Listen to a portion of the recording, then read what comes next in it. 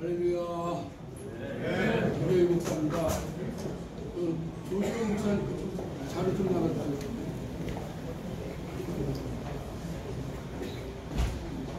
오늘 기라성 갔던 우리 목사님께서 우리 대표회장님 1시간 사용하셨고 네? 안 들립니까? 네, 우리 대표회장님 1시간 할애하셨고 우리 소박사님 25분 30분 쓰셨습니다. 저한테는 뭐라고 하냐면 15분만 하라겠어요. 그래서 제가 짤막한 시간에 이것을 하려니 비는 많고 그래도 제가 빨리빨리 저는 우스갯소리 농담 구하고 이런 말이 아니라 이 법규적인 것을 좀 가지고 좀 따져보려고 잠깐의 시간이지만 좀 드리려고 합니다. 저는 고향이 충청남도 논산 강경 홍교도 48번지입니다. 전라북도 전주시 61번지로 이사 갔었는데요. 아버님 잡고 하실 때 제가 작년 총회에 가가지고 보고를 하려고 이 앞에 스탠바이 3번 했습니다. 근데 총회장이 안 시켜서 보고를 못 했어요. 제가 총회 재심재판국장으로 겪었는데 총회 재심재판국장 할 때도 앞에 나서 보고를 했거든요. 근데 이번에 총회 재판국장 할 때 틀림없이 보고를 받아줄 줄 알고 스탠바이 3번 했습니다. 안 시켜주더라고요. 제가 그래서 참 전라북도가 이제 고향 제2의 고향 같았었는데 상당히 자괴감을 느끼고 돌아왔었습니다. 저는 이게 넘어가기 전에 작년에 총회 재판을 할 때 8월 7일 날 했는데요. 사실은 제가 재판 때 총회에도 보고를 안 받았기 때문에 제가 상당히 몇 개월 동안 마음에 상당히 분노하는 마음을 가지고 좀 살았습니다. 근데 이번에 우리 총회 이런 예정위원회에서 보고할 수 있는 기회를 줘서 감사하고 몇 가지 말씀을 드리려고 합니다. 작년에 총회 재판국을 이끌어갈 때 그때 8월 7일 날 저는 판결을 안 하겠다는 그런 자세로 일단은 제가 한파스 늦추자 그랬는데 상대편의 사람들이 누구라고 말하지 않겠습니다. 시읒교회의 주장로 아주 주류를 이루는 장로님께서 그 몇몇 사람을 이렇게 호소를 해가지고 그래서 그들이 아마 8대7로 이렇게 판결의 스코어가 나는데 9대6쯤 승소할 수 있다. 그런 판단이 계산이 되셨는가 몰라도 아주 강력하게 재판해달라고 저한테 대시가 들어왔었습니다. 그래서 판결을 했는데 결과는 반대로 나왔어요. 그랬더니 그들이 여기를 재판을 불복하고 재판의 결과를 따르지 않던 그러한 전력이 있습니다.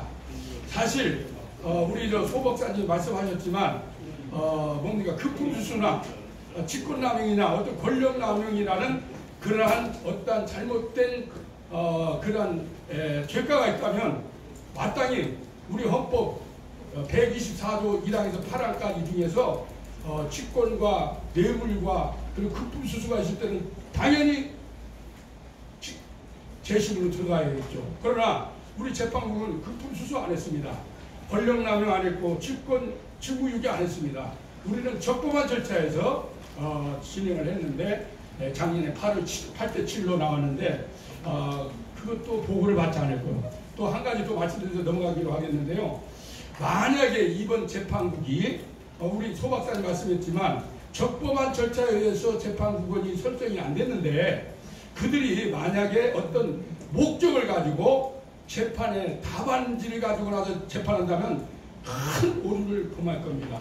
왜냐하면 인민식 재판이라는 것이 어떤 위로부터 상부로부터 지시를 받고 그대로 해야만이 되는 것이 인민식 재판이 아닙니까? 지금 답안지를 가지고 나와서 이렇게 하겠다 많이 해가지고 했다면 재판국도 쉽게 말하면 가짜 재판국원들이지만 그들이 큰 오류를 범하는 거예요. 미리 경고합니다. 그래서 제가 말씀을 좀 들어갑니다. 이 목차를 넘겨주기 바랍니다. 그냥 넘어가시기 바랍니다. 예, 위로 올려주세요. 쭉. 이거 좀 올려주세요. 예.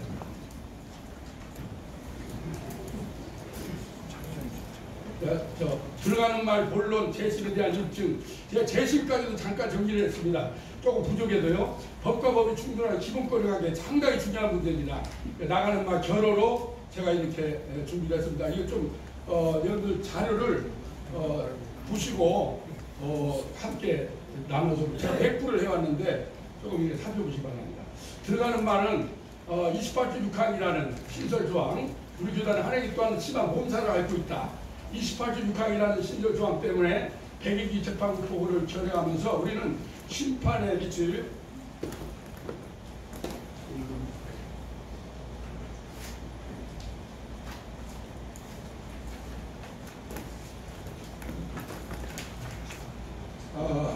우리는 심한 마찰과 갈등으로 향방을 알 수 없는 미궁으로 빠져들면서 교단은 심한 내용 때문에 엉망진창이 되고 말았다. 이로 인하여 우리는 이제 다시 한번 냉정을 되찾고 교단을 세우고 살리는 일에 정진하여 원점으로 다시 회귀하여야 한다고 생각되어서 직전 총회 재판국장의 입장에 대해 총회 이후의 판결의 정당성을 피력한 가운데 그 후술과 견해를 밝히고자 제가 이 강단에 섰습니다. 뿐만 아니라 우선 헌법 제정에 대한 입법 절차와 견해도 밝혀보고자 하는데 국가 헌법이나 법률을 제정하고 입법 시에는 절차에 따른 합법적인 제정이 있어야 한다고 저는 그렇게 생각합니다. 예를 들면 헌법개정특별위원회 정부 형태에 대한 공청회를 개최한다든지 아니면 국가비리 기본법 제정과 국가비리 발전을 위한 헌법개정 공청회 개최 등 이와 같이 헌법 개정안을 놓고 공청회를 개최하는 것이 다반사고 또 그렇게 많이들 되어지고 있습니다. 우리 교단은 어떻습니까? 28조 6항을 신설 개정 제정함에 있어서 법익과 사익의 징검다리를 걸으면서 법의 제정을 맞습니까 지금? 네. 개정을 잘 보세요. 법의 제정을 공정한 입장에서 법을 입법화해야 하기에 공청회와 더불어 법 전문위를 통한 공정한 입장에서 법을 개정 내지는 제정해야 함에도 불구하고 우리 헌법 28조 6항은 그렇지가 아니했다 그 말씀이에요. 다시 말씀드리면 표적 입법이었고 소홀 입법이었다. 저는 그렇게 말합니다. 왜냐하면 어느 유명 인사의 야구의 홈런에 비유한 여론몰이식법 제정에 대한 감정적 표몰이식 발언에 흥취한 나머지 총대들은 순간 마녀 사냥식 혹은 냉철한 이성보다도 감정에 호소한 듯 하여서 법 제정에 대한 발악점이 되어 오늘에 이르렀다고 생각해 심히 안타깝게 생각합니다. 예. 그뿐만 아니라 국가사회의 법률 등은 국회로부터 입법된 법률이 국무총리 산하 법제처로 이송되어 최종 손질이 되어 제정되어 공포되어도 법을 충분히 시민이 인식하고 잘 준수할 수 있도록 유예기간을 준 것이 보통 법을 제정했을 때 대체적인 입법입니다. 그 다음에 계도기간도 두어서 홍보하고 설득하여서 강행규범으로 일정한 시간에 되어 민주적 절차에 의해 법률이 시행될 수 있도록 법을 집행한다고 저는 그렇게 생각합니다. 예컨대 교통법규나 여러가지 헌법 문제도 마찬가지입니다. 제가 맞는가 볼지 저는 그렇게 생각하고 있어요. 그러나 우리 헌법적 28조 6항은 어떻습니까? 수십 년 동안 잘 지켜온 교회의 자유권, 아까 우리 소 박사님 말씀했죠? 교회의 자치권, 이 일련의 교회의 자유권과 생명권의 기본권이 있음에도 불구하고 세상적 이념이나 윤리적 잣대를 앞세워 법을 신설함으로 법의 마찰을 불러일으켰다는 겁니다. 지금이라도 원점으로 돌아서서 교단의 혼란을 자정하여 법의 삭제 및 그리고 탈법제화하여서 교단의 진전성을 보여줬으면 하는 생각으로 교단의 바른직한 모습의 면모를 갖추기를 저는 소원을 합니다. 본론에 들어갑니다. 1번 백예기 재판부의 판결을 당했습니다. 정당성의 제고입니다. 재판의 과정은 우리 백예기 재판부는 1,500명 총배 유입으로 사법적 재량권을 가지고 이거 붙이하는 데 뛰었습니다. 원피고 당사자의 공정한 변론을 거쳐서 감론을박 심도 깊은 심리와 심리를 거쳐서 각자의 법리적 개별 자발적 판단에 의해서 적법한 민주적 절차에 의해 무기명 비밀투표로 의사진행을 하므로 88대 7의 근소한 차이로 유임 목사 청비 결의안의 전류를 나왔다는 겁니다. 본징 43조 22항 판결의 정당성입니다. 총회 재판에 판결한 상고는 아까 소 박사님 말씀했지만 그날부터 확정되는 거예요.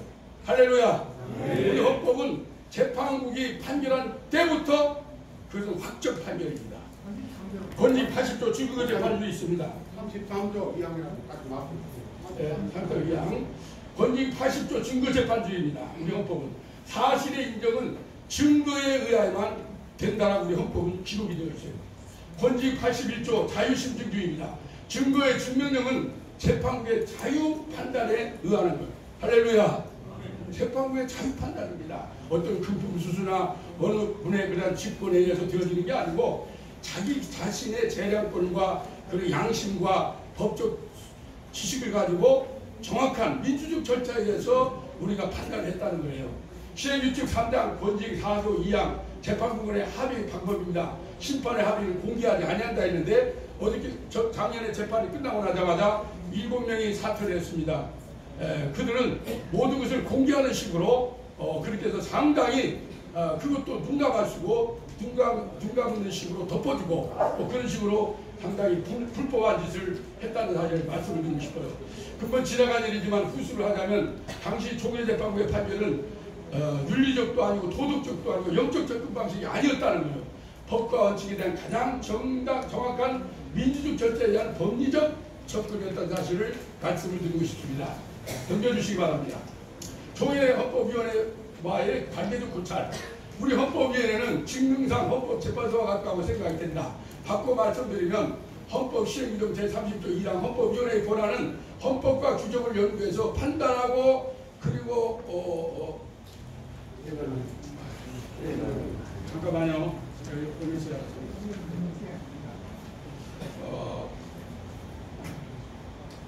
헌법 시행규정 제36조 1항 헌법위원회의 권한은 헌법과 규정을 연구해서 판단하고 개정안을 제안한다라고 그렇게 우리 헌법은 되어 있어요. 36조 3항은 유권 해석의 질이나 판단의 요구가 있을 시에는 합헌이나 유언이나 입법이나 유언이나 또 유효와 무효의 법리 판단을 말한다라고 헌법위원회는 우리 헌법은 설명하고 있다고 말씀이에요.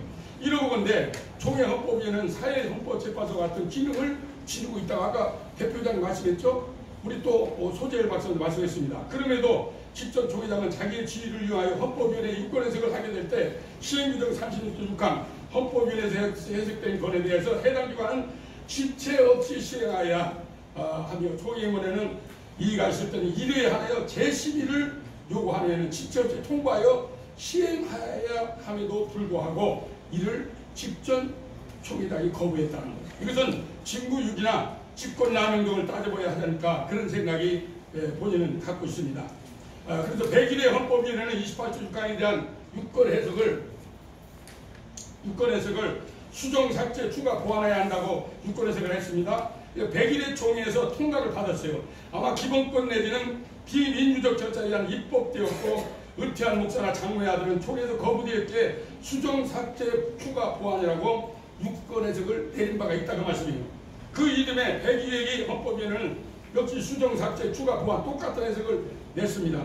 법이 삭제될 때까지는 법이 살아있다고 명문화하였습니다. 그러나 이것 또한 한쪽은 맞고 한쪽은 잘못된 판단이에요. 왜냐하면 법의 사문화에 걸려있는 거예요. 법의 사문화는 뭐냐? 이 법의 사문화는 수록이 되어서도 기능상 부적절하 해서 실효성이 없고 그리고 효율성이 없어서 죽은 법과 같은 것이다. 그걸 법의 사문화라고 말합니다. 그렇다면 28조 6항은 이 얘기에 거쳐서 기본권에 저촉이 된다. 그래서 결정을 내렸으면 총회 기관의 결정에 따라야 된다라고 저는 그렇게 믿어 의심하지 않습니다.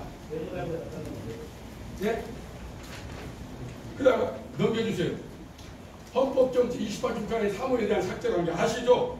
100회기 총회에서는 28조 6항의 1호 해당 교회에서 사역 또는 은퇴하는 유임목사의 배우자 및 직계 비속과 그 직계 비속의 배우자 2호 해당 교회 시무장로의 배우자 및 직계 비속과 그 직계 비속의 배우자는 유임목사 또는 단임목사로 청구할 수 없다라고 법을 명문화했지만 28조 6항의 사무에 대한 은퇴한 목사 장로의 배우자 및 직계 비속은 적용하지 아니하기로 당시 총회에서는 분명하게 표결하여 거부했습니다.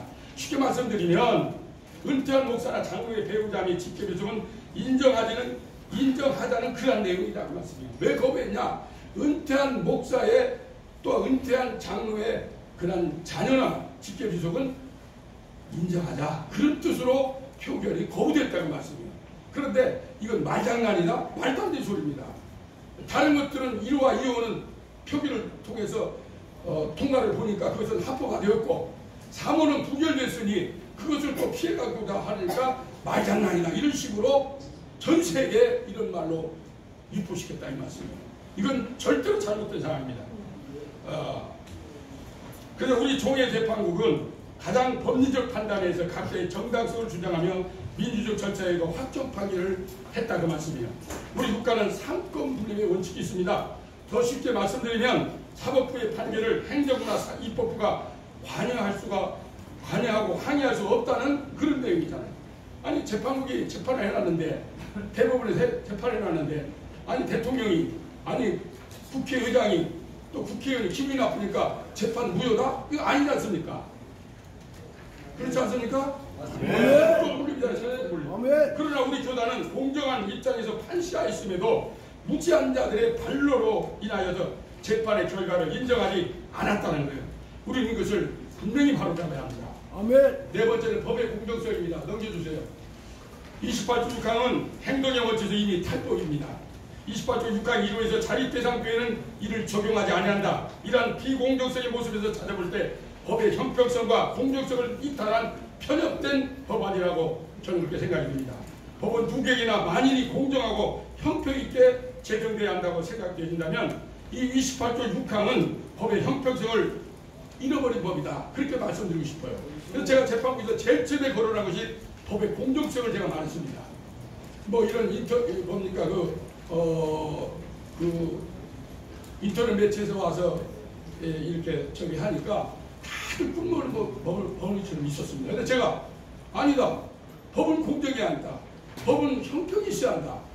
미자립교회는 이러한 법을 통과시키고 안 해도 되고 자립교회는 이 법을 지키라. 이건 잘못된 법이다. 예를 들어서 아버지가 개척을 했는데 교회를 성장시키지 못했어요. 자립대상자, 미자립교회단 말이에요. 그러면 이 법에 허용이 안 되니까 얼마든지 양도할 수 있고 그리고 물려줄 수 있습니다.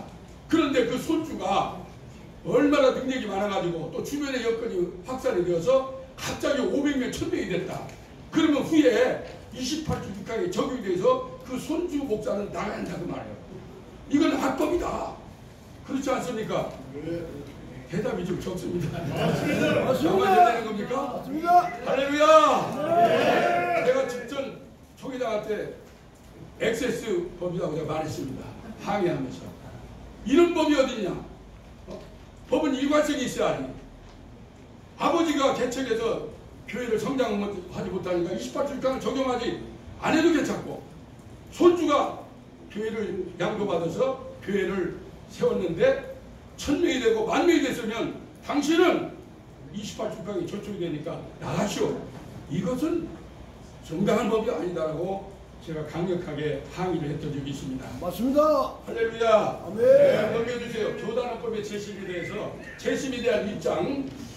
이건 정말 그냥 넘어가도 되겠는데 왜냐하면 국가 민생과의 재심의 고찰인데요. 재심 제도는 법적 안정성과 정의 또는 구체적 타당성의 요청이 모든 충돌하는 것을 조정하기 위한 제도로서 그 판결의 주소나 이에 충돌된 사건의 재심 판결을 구하는 피상불복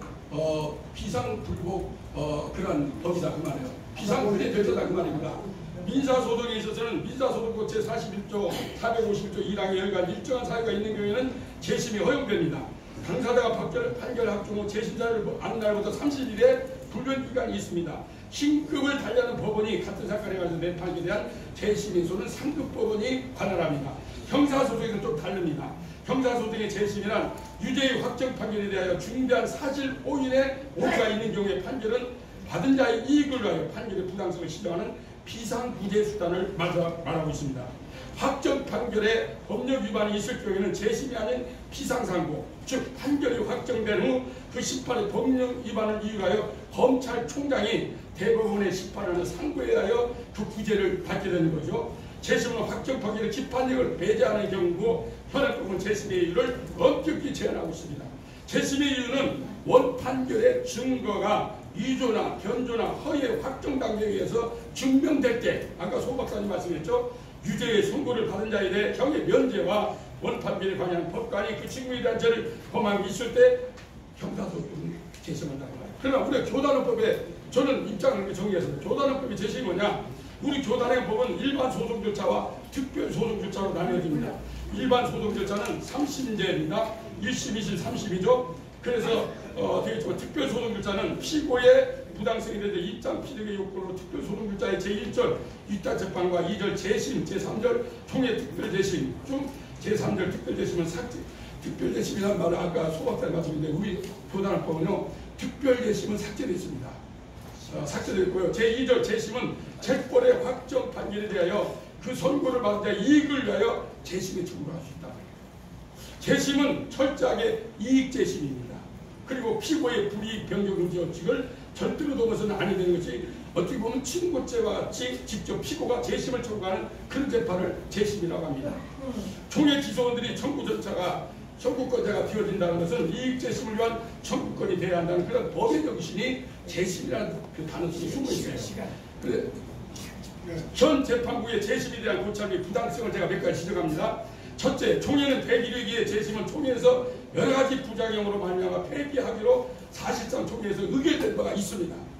그런데 어찌되든지 재심 법률은 삭제하지 않고 헌법에 기록되어 있어요. 이 역시 필자는 재심 재판을 없애기로 결정되었으면 법리로 삭제되어야 한다라고 저는 강력하게 헌법 개정위원회에 있을 때 주장을 했고 사실 그렇게 하기로 했는데 작년 총회 때 헌법위원장이 그것을 아직 헌법 개정위원장이 전부 헌법 개정위원회에서 통과본을 갖다가 앞에 강단에 나가서 말을 바꿔버렸습니다.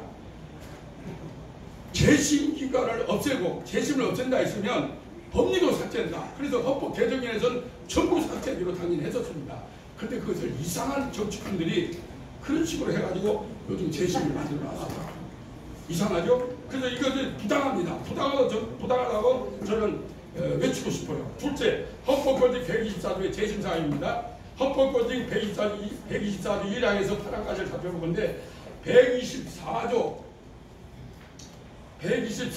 4항 재판에 관한 재판부원이 그 사건에 관하여 직권남용, 뇌물수수 등 부정행위를 한 것이 증명될 때, 또 124조 7항 판결에 영향을 미칠 중요한 사항에 관하여 판단을 누락할 때, 124조 8항 재판국이 중대하고도 명백한 법규 적용의 착오를 범한 때에 의거 재심의 청구 사유가 되어진다는 겁니다. 그래서 102기 재판국에서 이 사항에 대한 관계된 바가 없으므로 재심의 부당성에 대한 두 번째 사유로 저는 제기하고 싶습니다. 세 번째는 총회의 임원으로부터 김암화무개 목사의 불법성으로 인해서 사건의 지정 및 노회장 불인정이 세 번째 부당성의 이유입니다. 넷째는 김암화무개 목사는 당 노회로부터 아까도 말씀드렸지만 면직 출교된 장군이기 때문에 네 번째 재심의 부당성의 이유를 저는 제시하고 싶어요. 다섯째, 원고 피고 간의 경쟁의 부당성. 아까도 말씀드렸죠. 피고의 경쟁이 이루어지려면 종전의 피고에 대한 소송은 취하되는 것으로 보며 새로운 피고에 대한 소송은 처음의 소를 제기한 것으로 본다. 그렇게 형사소송법에서 말하고 있습니다. 쉽게 말하면 전 재판의 서식에 오류가 있고 범죄의 구성요건인 구성요건 해당성, 입법성이나 책임성에 반하여 구성요건 조각사유가 아니되므로 민필적 고의와 같은 꼼수가 숨어있다고 저는 생각이 들어요. 뿐만 아니라 재판의 소는 반드시 동일한 원칙에 의해 진행되어야 하는데 재심을 인정하더라도 원심 피고 당사자가 원고로 결정 정리되어 재판을 진행하는 것은 다섯 번째 부당성이다. 여섯째, 원고의 실의 즉 원칙에서 벗어납니다. 오류이고 잘못된 판단입니다. 국가헌법 218조 3항은 당사자는 자기의 이름으로 판결 또는 집행을 요구하고 또는 이를 받은 사람이므로 다른 사람의 이름으로 내려진 판결의 효력을 받는 것만으로는 그 사건의 당사자가 되지 못한다. 그 소송의 당사자가 누구인가? 소상이 소장의 기재사항, 재판적 제처권이, 소송사건의 동일성, 증인 능력, 판결의 효력 등을 결정하는 표준으로서 원고의 실의칙 원칙은 매우 중요하다는 거예요. 그래서 당사자는 확정된 표준에 의해서 여기다 특정인의 의사를 표준으로 하는 의사설이 있습니다. 구체적인 행동이 주목하여 그것을 표준으로 하는 행동설이 있습니다. 소장 그 자체에 기재된 바에 따라 결정하는 표시설이 있습니다. 그러나 우리 국가헌법은 표시설을 중요시하는 통설이지만 그러나 우리 국가헌법은 표시설을 중요시하는 통설이지만 의사설이나 행동설을 간과할 수는 없다는 거예요. 그러므로 재심의 재판의 부당의 여섯 번째 이유로 저는 제기하고 싶습니다. 일곱 번째, 시행규칙 76조 행정소송의 방식과 판결. 이것은 그것과 상관이 없지만 제가 한번 적어봤습니다. 시행규칙 76조 2항 행정소송의 소송 요건을 구비하지 아니하고 부적법한 소에 대해서 본안심리를 거절하는 소는 각각 판결을 내려야 한다는 거예요. 시행규칙 76조 3항 본안심리를 하여 원고의 청구가 이유 없다 하여 원고의 주장을 배척할 경우는 청구기가 판결해야 합니다. 시행규칙 76조 4항 본안심리를 하여 원고의 청구가 이유 있다 하여 원고의 청구의 전부 또는 일부를 인용할 경우는 취소 판결 또는 무효 등 확인 판결해야 합니다. 이와 같이 우리 헌법은 행정소송의 방식과 판결이 제76조에 기록되어 있으므로 행정소송에 대한 위임목사 결의 무효에 대한 재심에서는 방식의 절차에 하자가 있으므로 7번째 부당성의 이유로 저는 제기하고 싶습니다. 자, 가장 중요한 건데 이제 곧 5분 안에 마치겠습니다. 제가 15분이라는 바람에 땀이 나고 이걸 제가 한 40분간에 자세히 설명하면서 해야 하는데 전부 15분 만에 하라니까 제가 이걸 잘 못, 정신이 없습니다. 그러나 이해가 다 되시죠? 네. 이해가 되시면 박수 한번 쳐주세요. 제일 중요한 겁니다. 이것은 어느 누구도 주장하지 못하지만 직전 총회 재판국장만 중요한 이유입니다. 왜냐하면요, 법과 법이 충돌하는 기본권과의 관계가 문제가 있다는 거예요. 여러분, 적어도 우리 총회가 헌법 28조 6항을 제정할 때는 아까도 말했지만 공청회에 의해서 전문인을 모아가지고 그걸 해서 법을 신설하고 그렇게 해야겠죠. 그런데도 오늘 이 28조는 1항부터 6항까지 사이사이에 그 기본권과 기본권이 충돌이 있단 말입니다. 법과 법이 충돌이 있을 때 이럴 때는 어떻게 할 것이냐 말이죠. 그걸 좀 총회 어른들이 미안하지만 학문 쪽으로 들어가서 공부도 하고 그리고 헌법학자를 만나서 또 책을 읽어보면서 만약에 법과 법이 충돌이 됐다. 기본권과 기본권이 충돌이 됐다면 어떻게 해결할 것인가. 이런 염려와 그런 마음을 가지고 이 교단을 정말 아름답게 자정하여 이끌어갈 그런 책무가 있는 사람들이 무조건 아까도 소 박사님 말씀했지만 부적법한 법을 만들어 놓고 그 법을 포괄적으로 지키지 아니한다? 문제가 무지되게 많이 있는 겁니다. 법과 법이 충돌하는 기본권 관계에 대한 끝납니다. 작금의 사회는 기본권을 중시하는 사회의 모습을 본다. 예컨대 문무성 검찰총장의 기본권 침해에 대한 질의와 그랬잖아요. 엊그저께 문무성 총장도 문제가 생기니까 기본권 가지고 나왔잖아요. 조무일. 네? 문무일. 예, 이건 문무일. 제가 좀 총장 이름을 잘 몰라서 미안합니다. 문무일 검찰총장으로 바꿔주세요. 조국 총리의 재심에 대한 내면 헌법자의 기본권에 관한 청구권 소멸. 네? 조국 총리. 이낙연으로 바뀌었습니까? 옛날 전 총리. 알아주시면 이거 제가 전부 작성한 것이기 때문에 요즘 이낙연 총리인지 조국 총리 잘 모르겠어요. 그다음에 이거 보세요. 이게 중요한 거니까 공부를 해야 한다니까요. 지금 양심적 병역집제 이변법은 물론 우리 기독교에서 이단에 대한 거부사가 있지만은 그러나 사회의 기본권의 중요성을 일깨워주기 위해서 그걸 가지고 나왔잖아요. 이토록 기본권 문제가 중요한 겁니다. 우리 헌법 정치 제1장 원리 제1조 양심의 자유, 제2조 교회의 자유의 원리와 또한 실제적인 28조 1항에서 5항까지와 신설된 6항과 하는 법이 마찰이 있다는 겁니다. 다시 말해서 신설된 6항을 1, 2, 3항의 단서를 달아 법을 제정하였더라면 어느 정도 다퉈볼 필요가 있다. 1, 2, 3, 4의 같은 이치에 가로 열고 단서를 달아서 했다면 어느 정도 다투어 볼 수 있는 계제가 될 수 있다고 저는 생각이 들지만은 예를 들어서 그러나 조금 내려주세요. 아니 올려 밑으로. 장소 사용 시 뒤에 순서가 있어요. 그래서 그래요. 빨리 끝내. 네, 빨리 끝낼게요. 다시 말해서 신설된 6항을 1, 2, 3항에서 단서를 따라 법을 제정하였더라 어느 정도 다투어 볼 필요가 있다는 생각이 들지만 1, 2, 3항과 2항과의 법조항은 위치면에서 서로가 분리치 않은 법조항이 되므로 다툼의 여지가 없다. 이것을 좀 바꿔줘서 다툼의 여지가 없다는 겁니다. 그래서 1번, 아까 1번 기본권과 기본권의 충돌 시 사회 헌법학자들의 해결 방법이 뭐냐? 이거 중요한 겁니다. 사회헌법학자들은 1번 이익 형량의 방법으로 해결해 나갑니다. 2번 서열순위의 방법이에요. 이것은 제가 책을 가지고 나왔습니다. 제가 없는 돈을 가지고 이 책을 사가지고 작년 초기 때 제가 세 권을 사가지고 전부 제가 탐독을 했었어요. 오늘 여기에 전부 이 박사들이 헌법학자들이 말하는 겁니다. 그래서 이익 형량의 방법과 서열순위의 방법과 규범 조화적 방법 이 세 가지가 있습니다. 뒤에 장소 쓸 사람이 있어. 그래서 그래. 네?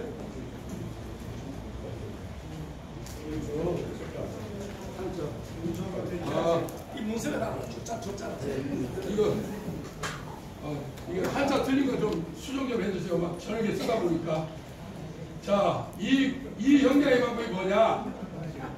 이거 보세요. 이 형량의 방법이란 개별 사건마다 충돌하는 기본권의 보호 이익을 형량하여 좀 더 중요한 우월한 이익을 보장하고 덜 중요한 이익을 유무시킨다 그 말이에요. 쉽게 말하면 상위 기본권 우선의 원칙이 있습니다. 그렇게 우월한 이익을 보장하고 덜 중요한 이익을 유무시킬 때는 어떤 방법으로 그렇게 하냐? 첫째가 상위법 기본권 우선 원칙이에요. 상위법과 하위법이 충돌 시에는 차등은 없지만 상위법이 하위법을 정지시킨다. 정지. 그리고 상위 기본권을 우선으로 적용한다. 할렐루야! 하위법을 갖습니다. 우리 전체 1조 1항 자유권과 생명권, 교인의 자유권, 상위법 28정도 1항과 2항은 상위법이잖아요. 그래서 세상 헌법도 상위 기본권 우선 원칙입니다. 두 번째는 아니 이걸 적잖아. 뒤에 장소 쓸다 사람. 가만히 있어보세요. 5분이면 3분이면 끝나니까. 서열순위의 두 번째는 인격적 가치 우선, 행복주권, 개별 기본권의 충돌 시에는 개별 기본권의 우월성을 인정합니다. 자유권 우선 원칙입니다. 자유권과 상당 그리고 모든 생명권을 적용해야 한다 그 말이죠. 그 다음에 서열순위가 있습니다. 우리 헌법 28조는 1항부터 6항에 서열이 있어요. 그 서열대로 우선시에서 지켜야 나가는 사회헌법학자들이 이야기하는 말이에요.